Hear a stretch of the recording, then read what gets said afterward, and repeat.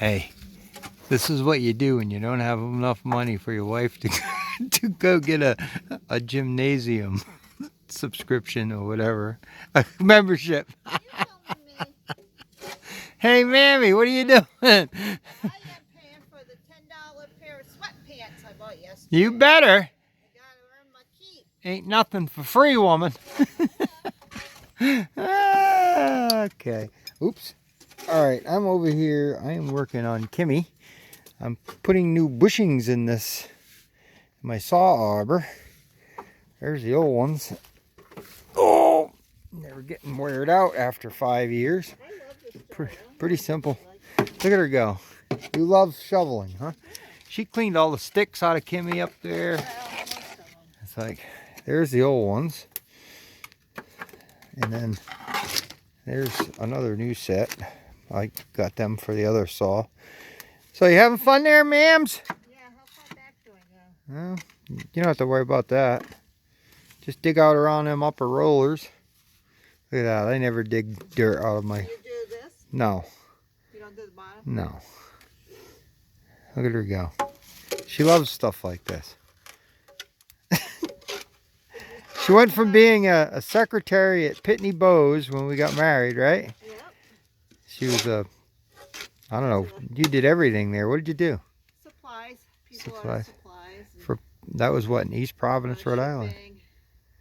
And then now to my living the dream. Yeah, she married a logger and now she gets to shovel mud out of tracks. Got a special guest. Yeah. Look what we got over here. Mammy says, you want me to go with you today? I said, sure. Who's that little guy? That's Mr. Boo. Well, he had a bathroom today. Yeah, he got to be. Yeah, look at him. How will get filthy again.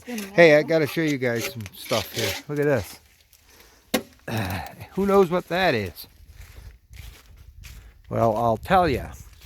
I'll tell you, little pilgrims. You're no bigger than a corn nubbin. That is an oil well. Isn't that cool? Now, this is an old lease.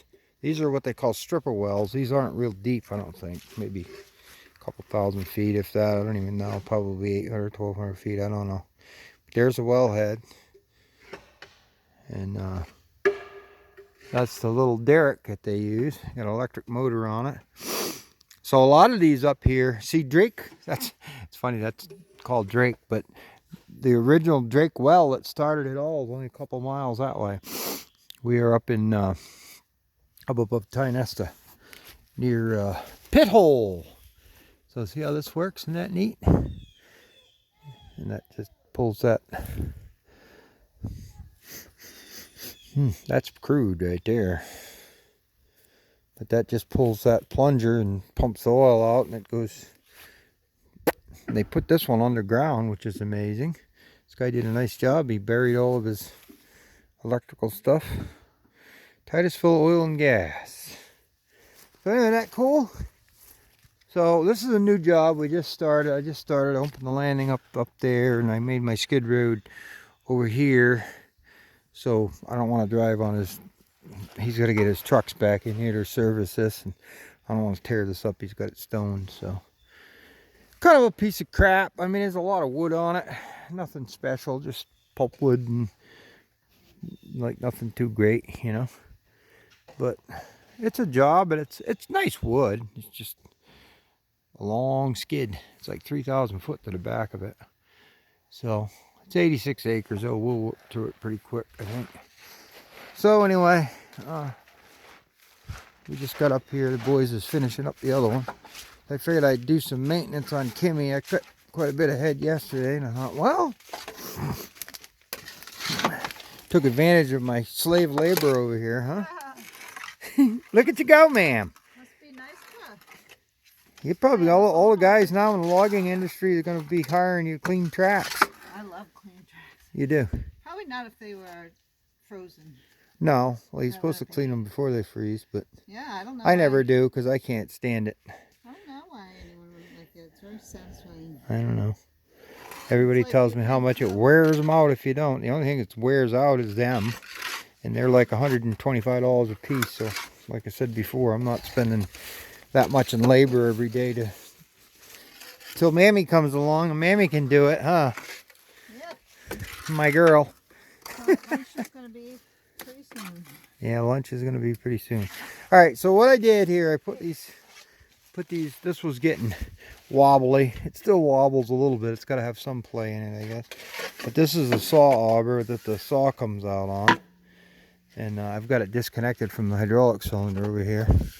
So I had this arbor all apart and put those bushings in. One goes back in here. You can see it right yonder. See it right there.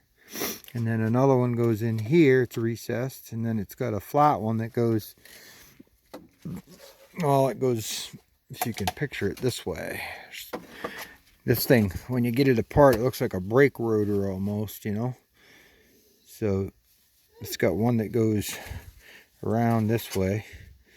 But it's just a, like a Teflon coated plastic. They're tough though. You can see how easy it goes. It works really nice. There's no oil or anything in them. They just lubricate. Josh said these weren't as good as the gray ones. The gray ones are better. They have like a more lubricity to them.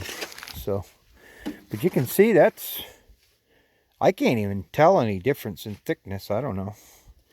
Maybe it didn't even need to be done yet, but I don't know. I figured after 5 years I'd change them.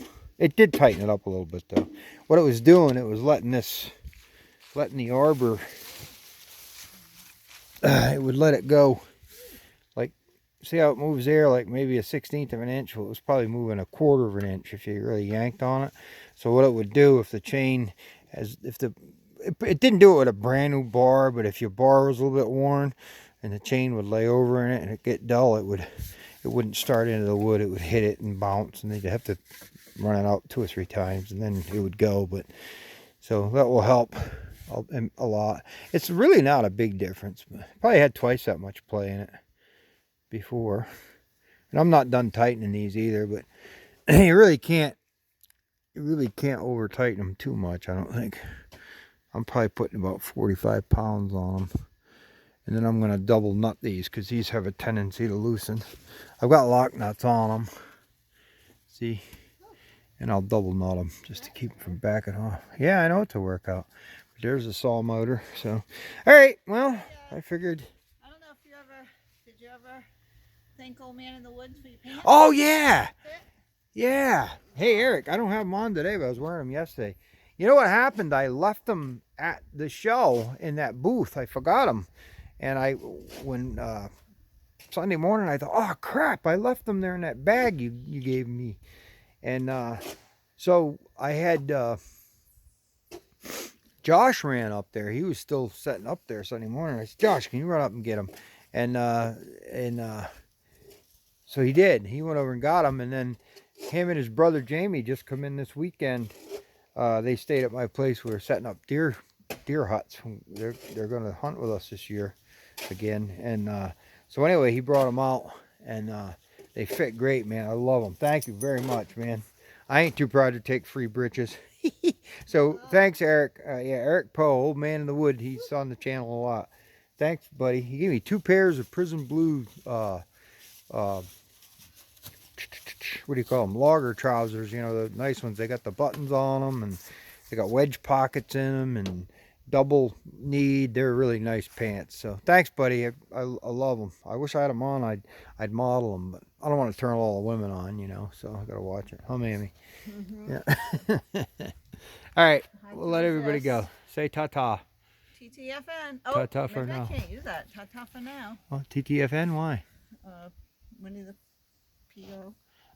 Oh, Winnie the P.O.? All right. Yeah, that's Mammy the Pooh. Okay. See you later, boo-boo. What's that? Let's go, Brandon. Let's go, Brandon.